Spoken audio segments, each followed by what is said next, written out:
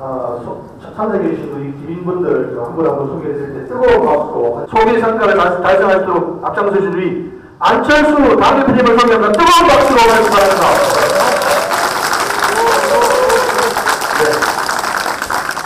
부산을 위해서 또 전국 언론에서 부르시면 아주 열심히 해주셨습니다. 또 우리 문재인 의원도 소개드리겠습니다. 뜨거운 박수.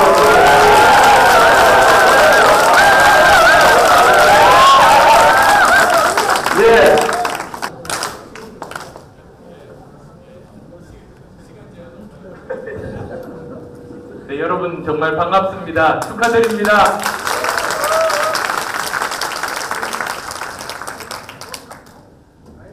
아시다시피 부산은 제 고향이죠. 범천동에서 계속 살았습니다. 저희 아버님도 범천동에서 50년 정도, 만으로 49년 그 개인 의원 개업해서 열심히 이제 환자들 진료하셨었고, 그리고 이제 부산고등학교 출신 또 다 아실 테고요. 고등학교 때까지 다니다 그 다음에 이제 서울로 가게 됐지만, 지금도 저희 형제들 빼놓은 모든 친척분들이 외가 그리고 친가 다 지금도 부산에서 살고 계십니다. 이번 이제 지방선거 유세 지원하러 오면서 부산을 그때 사흘 간격으로 2번 왔었었죠. 그리고 제일 첫날 제일 마지막 북구에 갔었고, 2번째 왔을 때 또 북구 가서 또 열심히 나름대로 이제 성원 보내드렸는데, 정말 북구에서 기적 같은 일이 벌어졌습니다. 정말 다수당이 되는 그런 기적. 어디 계시죠, 북구분들? 네, 축하드립니다.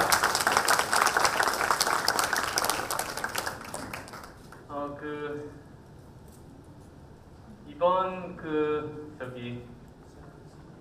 여러 가지 정말 감회가 정말 새롭습니다. 여러 가지 일들이 많이 떠오르는데요. 2달 정도 된 것 같습니다. 그러니까 지방선거 막 끝나니까 당에 들어온 지 제가 2달이 된 겁니다. 우리 당 시작한 지가 2달이 됐지 않습니까? 어떤 일들이 있었나 회상해 봤습니다. 처음에는 이제 전국 지역 돌면서 창당대회 해서 창당 작업을 했었죠. 그 다음은 또 우리 기초연금을 포함해서 우리 민생 법안들 이제 해결하느라고 동문서주했었던 그런 기억들. 그리고 나서는 이제 당내 선거를 2번 치렀습니다. 그래서 원내대표 선거, 국회 부의장 선거, 그리고 이제 참 많은 숫자가 된 공천 작업들 진행을 하고, 또 이제 이번에 13일간 열심히 선거운동하러 지원하러 이제 전국 이제 다니고, 그리고 또 우리 동시에 또 세월호 참사가 도중에 있었지 않습니까? 그래서 7개 정도 정말로 큰 일들이 2달 동안에 있었던 겁니다. 궁금해서 제가 당내 여러 선배 의원들께 여쭤봤습니다. 정치 20년, 30년 하신 분들 여쭤봤는데요. 지난 2달 동안에 커다란 것만, 생각나는 것만 7가지 정도 일들이 있었는데, 정치 인생 20, 30년 동안 이런 경험 몇 번 하셨냐고 여쭤봤습니다. 처음이랍니다. 그러면 이제 20, 30년 하신 분들도 처음 이렇게 경험하시는 일을 저는 당에 온 지 2달 만에 이렇게 겪게 되는 셈이어서요. 정말 압축 경험하는구나, 그런 생각들을 했습니다. 그러면서 이제 사실은 이제 정치가 도대체 뭘까? 저도 많은 고민들을 하고, 아마 여기 계신 분들 다 이제 고민하실 것 같은데요. 어떤 우리나라가 이제 처해 있는 상황 가장 잘 나타내는 지표가 저는 2가지라고 생각합니다. 우선 첫 번째로는 자살률, 2번째로는 출산율 아니겠습니까? 그래서 자살률은 지금 현재에 대해서 우리가 느끼는 것, 그래서 지금 현재 대한민국에서 우리가 얼마나 사는 것에 대해서 힘겹게 느끼고 있는가, 그게 총체적으로 나타나는 게 저는 자살률 같습니다. 그 다음에 또 출산율은 우리나라 미래에 대한 거 아니겠습니까? 그래서 우리가 아이를 낳아서 우리가 죽고 나서도 그 아이가 우리 사회에서 얼마나 행복하게 잘 살아갈 수 있을 거냐, 거기에 대한 믿음, 확신이 출산율로 저는 나타나는 것 같습니다. 그래서 지금 대한민국이 처해 있는 상황, 우리 국민들이 느끼고 있는 거 가장 잘 나타내는 것이 자살률과 출산율인데, 불행하게도 아시다시피 OECD 국가 중에서 출산율 최하위, 자살률 1등 아닙니까? 그러면 그건 바로 우리 모두가 지금 현재 상황에 대해서 너무나 힘들다고 느끼고 있고, 그리고 또 우리 미래에 대해서 확신이 없는 겁니다. 참 그런 것들이 생각이 나고요. 또 이제 어떤 통계를 봤습니다. 인생에 대한 만족도, 삶에 대한 만족도가 있더라고요. 근데 보니까 보통은 20대는 굉장히 즐겁다가 30대가 되면 좀 더 삶이 힘들다고 느껴진대요. 그래서 보면 20대 인생 만족도가 있으면 30대는 좀 떨어진답니다. 40대는 좀 더 떨어집니다.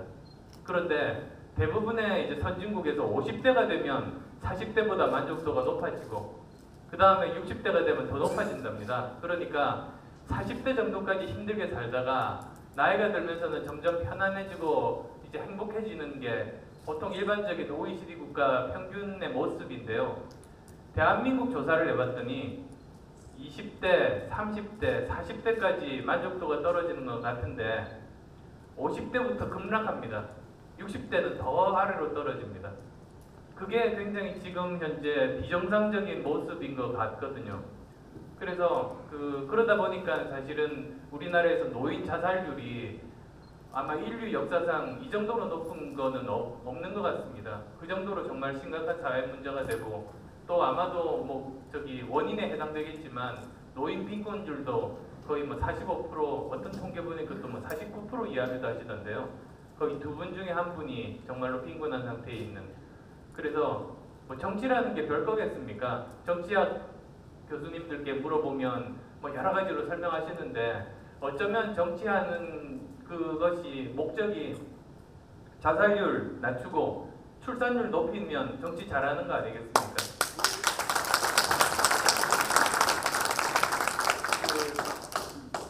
그런 게 저 나름대로 생각했던, 일반인들도 쉽게 소통할 수 있는 우리 정치가 해야 될 일이라고 생각하는데요.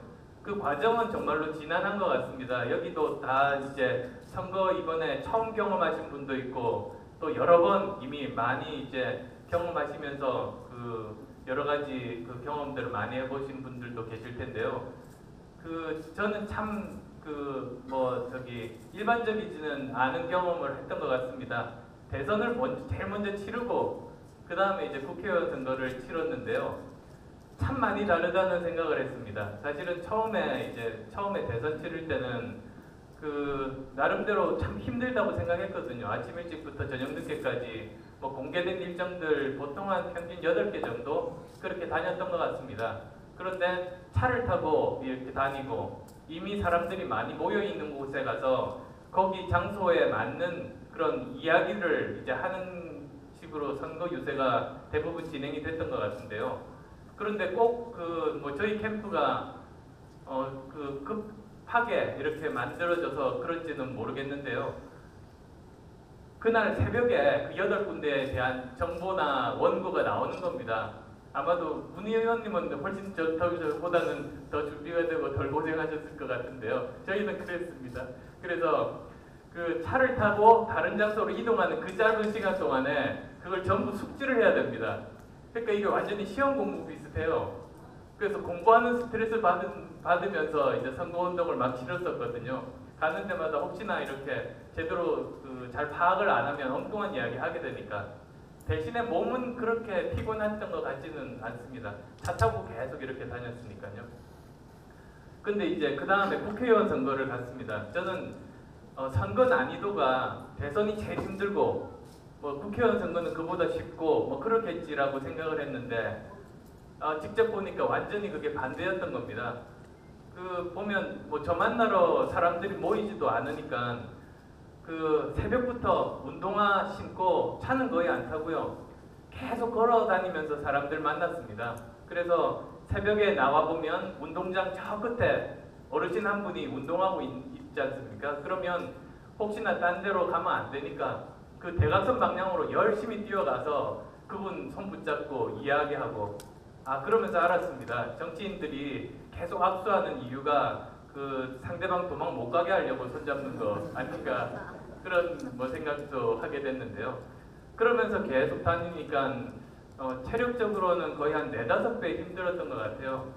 정말. 그래서 40일 선거운동하면서 저는 운동화 다 떨어졌거든요. 그래서 그거 지금도 이제 집에 보관 중인데, 근데 또 좋은 점도 있었습니다. 만나는 사람마다 가는 장소마다 똑같은 이야기만 하면 되거든요. 그래서 두 선거를 이제 치러보고 제가 깨달았습니다. 저는 이제 단순 반복적인 육체 노동이 더 적성에 맞는 사람이다. 이제 그 결론을 2개를 치러보고 알게 됐었던 거죠. 근데 그러다 보니까 그 기초선거는 훨씬 더 힘드신 것 같습니다. 정말로 몇 배, 국회의원 선거보다도 더 힘든. 그래서 여기 계신 분들 뵈면 정말로 그 진심으로 존경스러운 마음, 그리고 또 그 애틋한 마음이 정말로 듭니다. 얼마나 힘든 과정들 그렇게 거쳐서 정말 값진 보석 같은 승리를 안으셨을까. 그래서 정말로 제 일처럼 그렇게 기쁜 마음입니다. 이제 아까 정치에 대해서 이제 말씀도 드렸지 않습니까? 그런데 이제 지난 대선 때 이제 보면 문재인 후보님, 그리고 지금은 대통령이 된 그 박근혜 후보 다 이렇게 보면 공통점들이 저는 있었던 것 같습니다. 크게 보면 그때 나왔던 것 중에서 제일 중요했던 것이 소통과 통합의 리더십을 국민들이 원했지 않습니까? 그게 시대 정신이었던 것 같습니다. 그래서도 다 박근혜 그 당시 후보도 100% 대한민국 만들겠다고 그 이야기했던 것도 미리 그런 시대의 흐름, 시대 정신, 국민의 요구가 그쪽 방향이라고 미리 이제 감지를 하고 아마 그 구호를 냈었던 것 같고요. 그리고 또 두 번째로는 정의로운 사회를 이제 만들고 싶다. 그리고 아마도 세 번째로는 그 밑에 깔린 것으로 평화로운 대한민국 아니겠습니까? 아마도 그런 시대 정신이라고 하면 소통과 통합의 리더십, 그리고 또 정의로운 사회, 그 다음에 또 그 평화로운 대한민국이 아마도 지난 대선 때 시대 정신이었던 것 같은데요. 그래서 그냥 간단하게 제가 생각하는 소통, 통합, 그리고 정의 정도 이제 잠깐 간단하게 말씀드리고 제 말씀을 마칠까 하는데요. 그 소통 관련돼서는 제가 벤처기업 사장을 하다가 깨달은 게 있습니다. 벤처기업 사장들끼리 이렇게 모인 자리에 가면 크게 유형이 2가지로 나뉩니다. 제조업 사장들하고 소프트웨어나 인터넷 사장들이 성격이 완전히 반대입니다. 어떻게 반대냐면 제조업이라는 건 물건 만드는 거 아닙니까? 그러면 가능한 정말 원가를 절감을 해야 되고 절대로 불량이 나오면 안 됩니다. 그러니까 제조업 사장님들 중에 성공한 사람들 특징이 군대 지휘관 같습니다.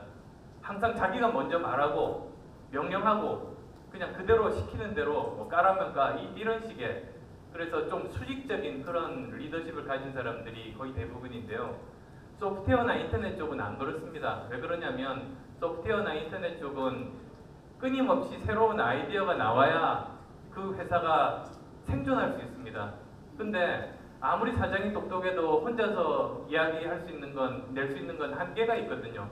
다른 사람 머리를 밀어야 돼요. 그래서 대부분의 그 소프트웨어나 인터넷 사장들은 절대로 자기가 먼저 이야기 안 합니다. 남들 말을 듣습니다. 그러면 처음에는 이제 사람들이 좀 쭈삣쭈삣하다가 이제 자기 말을 하기 시작하는데요. 정말로 엉터리 말을 합니다. 그런데 구박하지 않습니다. 그러면 용기를 내서 막 이 말 저 말 막 하게 되거든요. 근데 보통 보면 10개 중에서 하나는 쓸만한 아이디어를 이야기를 합니다. 그러면 사장 입장에서는 가만히 듣고 있다가 그렇게 자유롭게 이야기하는 것 중에서 선택해서 쓰면 되는 거니까요. 그래서 대부분 보면 좀 수평적인 리더십을 가진 사람들이 굉장히 많은데요. 근데 이제 사회가 그렇게 가는 것 같습니다. 옛날에는 대한민국이 그 산업화 시대 때 특히 거기는 수직적인 그런 리더십을 가지고 앞에서 끄는 스타일들, 정부들도 하는 일이 먼저 정부가 보고 어떤 분야에 먼저 투자를 하면 되는지를 판단하고 거기에 돈을 쏟아붓고 그러면서 기업들이 따라오는 그런 형식이었지 않습니까?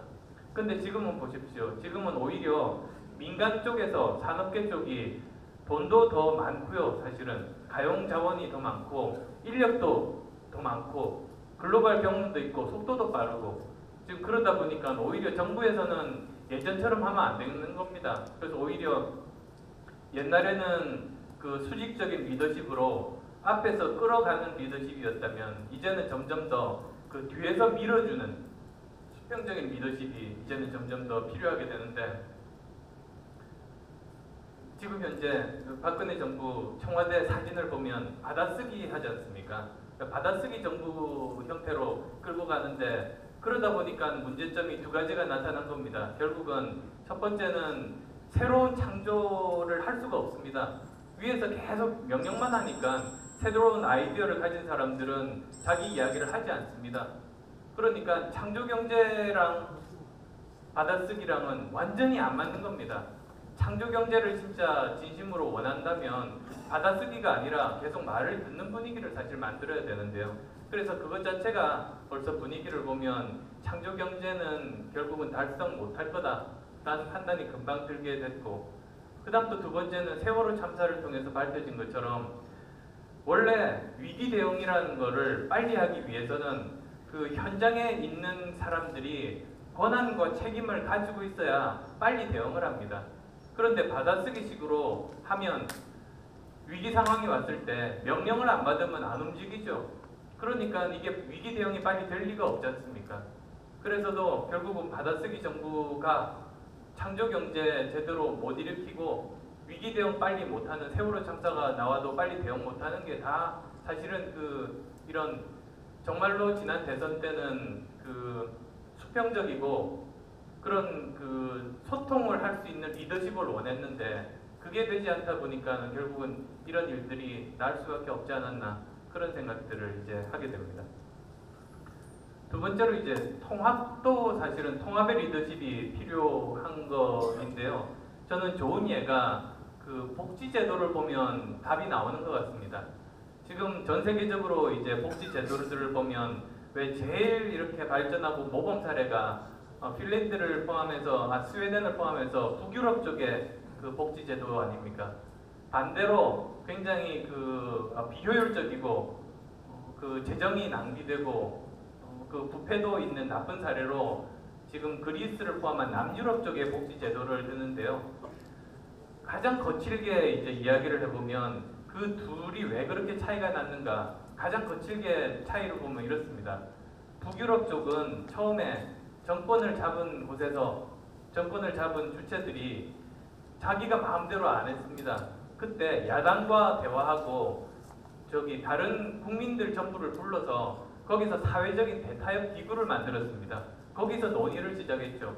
그러려면 정권을 잡은 쪽에서 자기 권한 내려놓고 다들 모아서 말을 듣는 겁니다. 그러면 복지라는 게 우선 대규모의 재원이 필요한데 그 돈을 도대체 누가 얼마나 낼 것인지가 사회적인 합의를 통해서 배분이 되고 그 다음에 또 이렇게 모인 돈을 가지고 그 많은 복지 분야 중에서 어디부터 먼저 투자를 할 것인지 그걸 이제 다들 모여서 사회적인 합의를 통해서 결정하는 겁니다.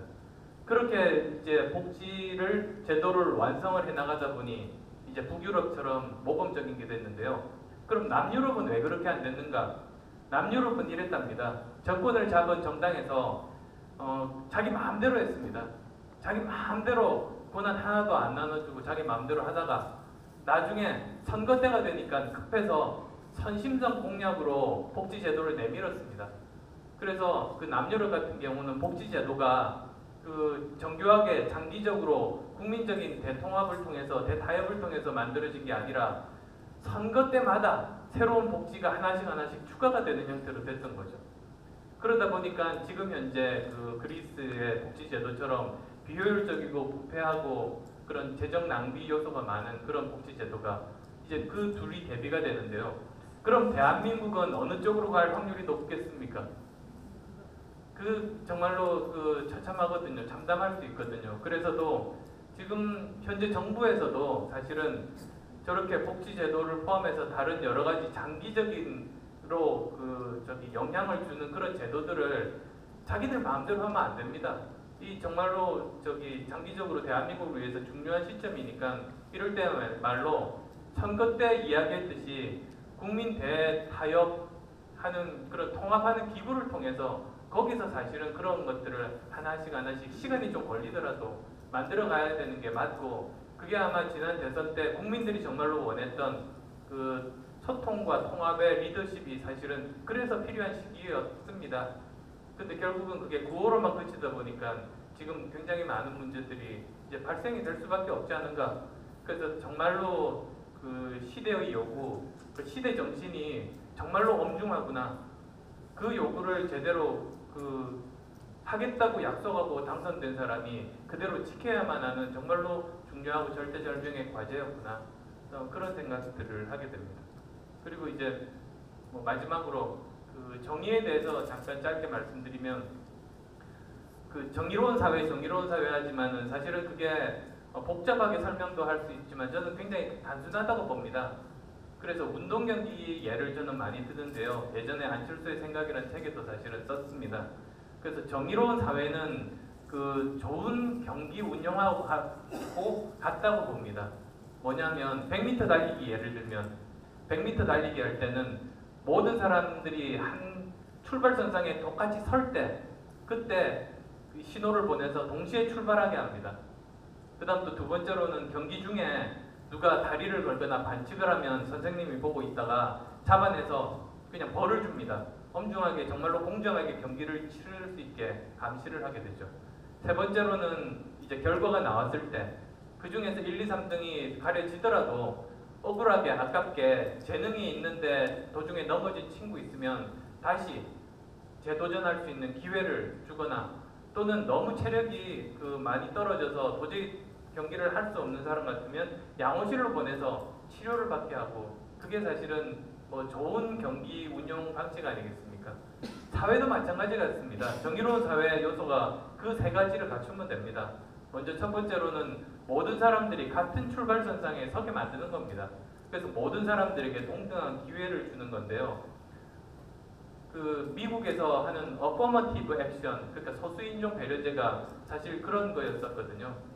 흑인 학생들이 성적이 나빠도 법대에 입학시켰습니다. 그때 많은 그 백인 학생들이 이건 공정하지 못하다고 생각했죠. 왜냐하면 게을러서 성적이 나쁜 건데 단지 흑인이라는 이유만으로 혜택을 주고 나는 억울하게 탈락된다. 그런 이야기들을 많이 했었다는데요. 실제로 20년 정도 지나서 다시 봤답니다. 그랬더니 그때 성적이 낮아서 나빴지만 흑인이라는 이유만으로 법대에 들어왔던 학생들이 결국은 굉장히 훌륭하게 그 법관으로서 그 임무를 수행하고 성적이 더 좋았던 그 백인에 비해서 절대로 떨어지지 않았답니다. 오히려 사회 통합에 굉장히 큰 역할을 했답니다. 왜 그러냐? 그 학생들이 집안 형편이 안 돼서 공부할 수 있는 시간이 없어서 기회를 못 가졌을 뿐이지 게으르거나 재능이 부족해서가 아니었다는 거죠. 단지. 그래서 사회에서 하는 일은 그 기회를 못 가진 학생들을 어떻게 하면 동등하게 같은 출발선상에 설 수 있게 해줄 수 있는가. 특히 지금 대한민국 상황에서는 그런 것에 대한 고민이 정말로 필요하다는 생각이고요. 두 번째로 이제 그 운동 경기 중에서 그 반칙하는 사람들 잡아내야 되는데 지금 현재 정부에서 여러 가지로 주장하는 것 중에 하나가 규제 철폐 아닙니까? 근데 보통 보면 규제 철폐를 감시 철폐로 혼동을 해요. 그래서 참 그게 어이가 없는 건데요. 그러니까 예를 들어서 축구 경기에서 규정이 복잡하면 선수들이 그 신경 쓰다 보면 반칙하지 않으려다 보면 그 기량을 잘 못 발휘하고 제대로 재미가 없어집니다. 그래서 운동 경기 규칙은 단순할수록 참 좋습니다. 그런데 운동 경기 룰을 단순화하면서 동시에 심판들을 다 없애버리면 그러면 뭐 반칙하고 난리 나겠죠. 그러니까 운동 경기 할 때는 룰은 단순하게 하되 감시는 강화해야 됩니다. 그래서 만약에 정부에서 정말로 그 규제 철폐가 필요하다고 하면 그러면 그와 동시에 감시는 강화해야 됩니다. 그래서 그런 점들을 잘 보셔서 그 혹시나 이 애들이 규제 철폐하면서 감시도 다 없애버리는 이런 짓을 안 저지르는지 그런 점들도 보시면 참 좋겠다는 생각이고요. 마지막으로 세 번째는 사실은 그 제도적 기회 주고 또 사회적인 안전망 이런 것들이 다 복지 아니겠습니까? 그럼 복지 제도를 이렇게 제대로 잘 갖춰서 우리 사회가 하나의 공동체로서 끈끈하게 이렇게 이어져 가게 하는 그런 부분들 아마도 그러면 정의로운 사회의 뭐 모든 걸 다 포괄하지는 않을지라도 가장 핵심적인 부분들을 이제 커버할 수 있는 것 아닌가 싶습니다. 그래서 어쨌든 그냥 짧은 시간이니까요. 한 30분 이야기하라고 했는데 한 20분 정도만 이 정도로 여기 축하 겸 또 당부의 말씀 마치겠습니다. 고맙습니다. 축하드립니다.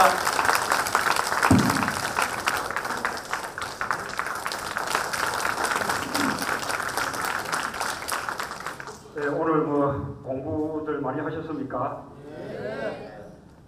여기 거제가 제 고향인 거 아시죠? 네, 제 고향 거제에 오신 거 환영합니다.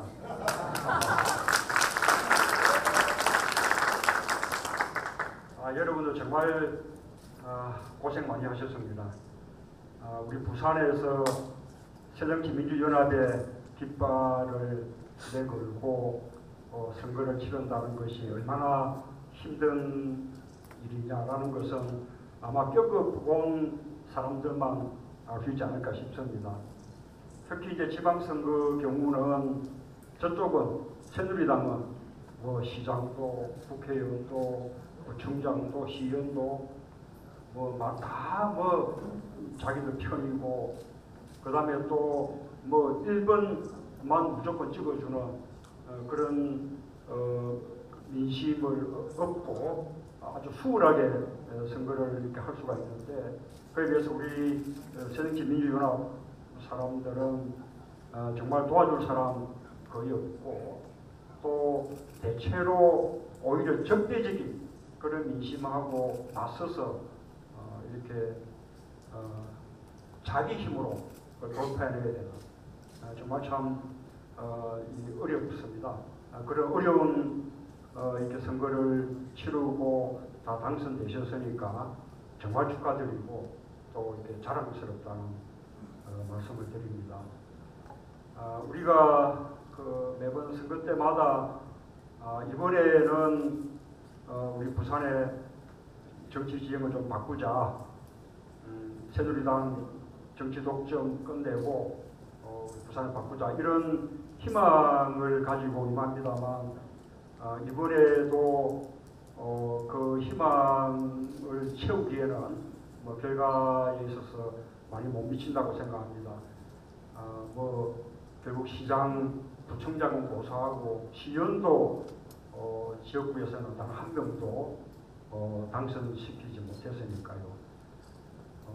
그러나 이제 그런 가운데서도 우리 그 기초원들 정말 지난번보다는 거의 뭐 2배 가량 그렇게 뭐 크게 약진했죠. 북부의 경우에는 다수당이 되기도 하고요. 그 다음에 뭐 늘 우리가 2인 선거구, 3인 선거구에서 2등, 3등 뭐 그렇게 했었는데 이번에는 1등을 한 것도 좀 있고요. 그래서 이번 기초선거의 결과가 정말 우리에게 좀 큰 희망을 준다고 생각합니다. 그렇게 희망을 만들어 주신 여러분들께 정말 깊이 감사를 드립니다. 저는 이번에 시장 선거에서 뭐 무소속 후보가 49%가 넘는 그런 득표를 한 것이 우리 부산의 그 대구 시장 선거와 이제 함께 우리 부산과 대구 또 영남의 어떤 지역주의 정치 구도를 깨뜨릴 어떤 큰 희망을 보여준 것이다. 그렇게 평가들을 일반적으로 하는데 저는 과연 그렇게 볼 수 있는 건가라는 회의를 좀 갖고 있습니다. 이번 부산시장 선거 보면 결국 우리 당은 단일화에서 우리가 좌절하고 결국 본선에 우리 후보를 내보내지 못했고 또 그리고 단일 후보가 된 그 무소속 후보는 우리와 손잡지 않고 따로 선거를 치렀습니다. 이 단일화를 했으면 이 공동선대위 이렇게 꾸려야 그게 이제 단일화의 정신인데 물론 공동선대위도 구성하지 않았고 말하자면 우리하고 손잡는 것을 오히려 부담스러워하는 그것이 간편 요인이 될 것이라고 생각하는 그런 선거를 치렀죠. 그렇게 보면 시장선거에서는 말하자면 우리 당은 없었던 것입니다. 대구 시장선거는 우리 당 후보긴 했습니다만 거기도 그 김부겸 후보가 철저하게 시종일관 우리 당을 지우는 우리 당의 깃발을 쳐드는 선거가 아니라 우리 당을 지우는 그런 선거를 했습니다. 뭐 아예 프랭카드도 박근혜 대통령하고 함께 찍은 사진 프랭카드에 담아서 대통령과 협력해서 대구 발전 뭐 이런 식의 이제 그런 기조로 선거에 임했던 것이죠. 그렇게 본다면 대구시장 선거에서도 우리 당은 뭐 없었던 것이나 진배가 없습니다.